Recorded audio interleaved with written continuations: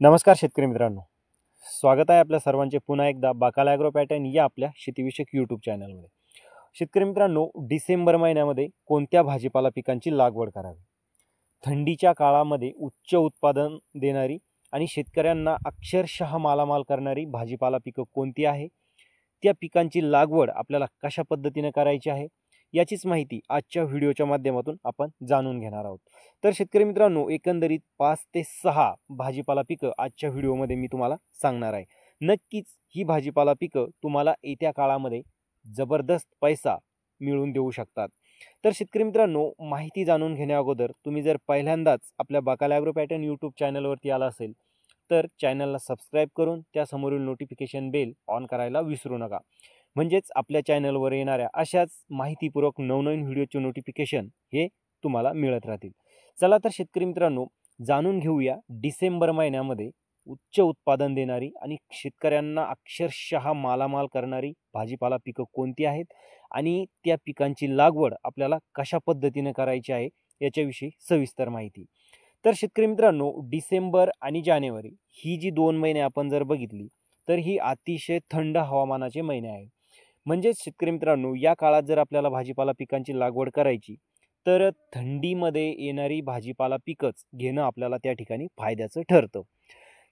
तर शेतकरी मित्रांनो, या काळात पिकांची लागवड करण्यासाठी शक्यतो उच्च दर्जाचे आणि रोगप्रतिकारक्षम बियाणाची निवड करावी. त्यासोबत खत व्यवस्थापनामध्ये रासायनिक खतासोबत जास्तीत जास्त सेंद्रिय खतांचा वापर करावा. आणि शेतकरी मित्रांनो, या काळामध्ये थंडी खूप जास्त असते, त्यामुळे पिकांना पाणी खूप कमी लागतं. त्यामुळे या काळामध्ये आपल्याला संतुलित पाणी व्यवस्थापन करणे पिकांना तिथं गरजेचं असतं. त्याच वेळेस आपण या पिकातून चांगलं उत्पादन हे मिळवू शकतो. तर शेतकरी मित्रांनो, डिसेंबर महिन्यामध्ये घेतल्या जाणाऱ्या महत्त्वाच्या भाजीपाला पिकांपैकी एक नंबरचं पीक आहे ते म्हणजेच बटाटा पीक. डिसेंबर महिना हा बटाटा लागवडीसाठी आदर्श मानला जातो, कारण डिसेंबर महिन्यामध्ये थंडी खूप असते आणि थंडीमध्ये बटाट्याची उगवण क्षमता ही चांगली होत असते.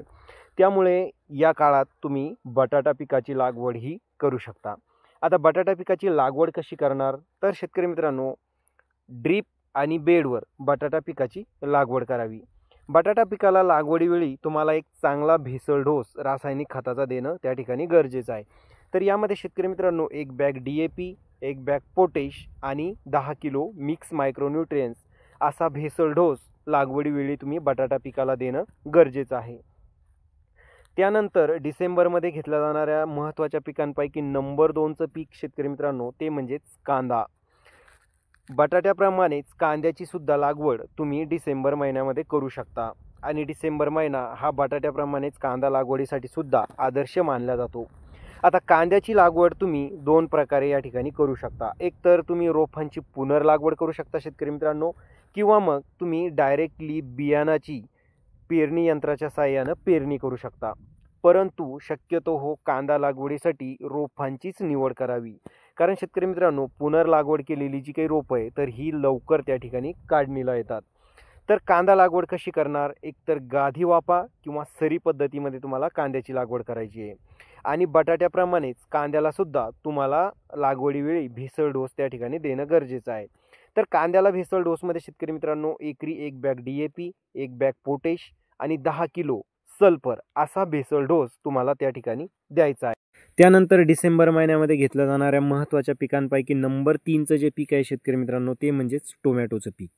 आता डिसेंबरमध्ये शेतकरी टोमॅटो लागवड करणं टाळतात, कारण डिसेंबरमध्ये जास्तीत जास्त थंडीमुळे टोमॅटो पिकाची वाढ होत नाही.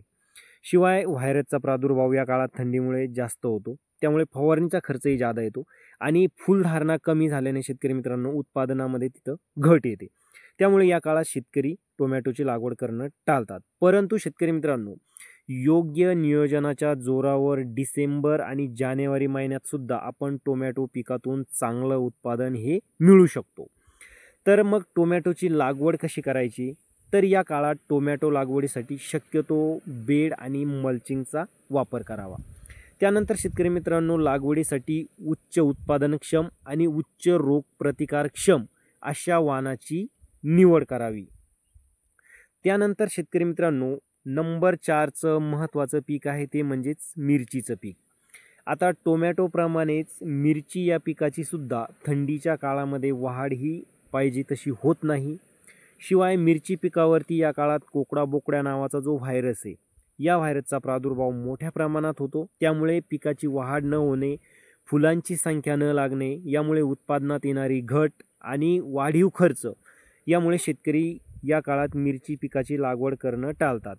परंतु जसं मी सांगितलं की टोमॅटोमध्ये आपण जे योग्य नियोजन करून चांगलं उत्पादन मिळवू शकतो, तसंच मिरची पिकामध्ये सुद्धा योग्य नियोजनाच्या बळावर आपण डिसेंबर, जानेवारी आणि फेब्रुवारी या महिन्यामध्ये चांगलं उत्पादन हे मिळू शकतो शेतकरी मित्रांनो. मग मिरची पिकाची लागवडसुद्धा आपल्याला टोमॅटोप्रमाणेच बेड आणि मल्चिंगवर करायची आहे आणि आपल्याला चांगल्या उत्पादनक्षम आणि रोगप्रतिकारक्षम मिरचीच्या वाणाची लागवडीसाठी निवड करणं त्या ठिकाणी गरजेचे आहे. त्यानंतर 5वं आणि शेवटचं पीक आहे शेतकरी मित्रांनो, ते म्हणजेच गोबीचं पीक. थंड हवामान हे गोबी पिकाच्या लागवडीसाठी पोषक मानलं जातं. त्यामुळे डिसेंबर महिन्यामध्ये तुम्ही गोबी या पिकाची लागवड करू शकता. गोबी लागवड करण्यासाठी शेतकरी मित्रांनो शक्यतो उत्तम पाण्याचा निचरा होणारी काळीची आणि भारी जमिनीची निवड करावी. त्यासोबत गोबीला लागवडीवेळी तुम्हाला भेसळ डोसमध्ये काही रासायनिक खतं देणं गरजेचे आहे. तर यामध्ये शेतकरी मित्रांनो एक बॅग 10-26-26, एक बॅग सिंगल सुपर फॉस्फेट, एक बॅग पोटॅश आणि 10 ते 15 किलो मिक्स मायक्रोन्यूट्रियन्स असा भेसळ डोस जर तुम्ही गोबी पिकाला लागवडीवेळी दिला तर त्याचा तुम्हाला एकंदरीत चांगला फायदा होऊन गोबी पिकामध्ये चांगलं उत्पादन हे मिळू शकतं. तर शेतकरी मित्रांनो वरील जे काही 4-5 पिकं मी तुम्हाला सांगितली, तर ही पिकं तुम्ही डिसेंबर महिन्यामध्ये नक्कीच घेतली तर येत्या काळात त्या पिकातून तुम्हाला चांगला नफा हा मिळू शकतो.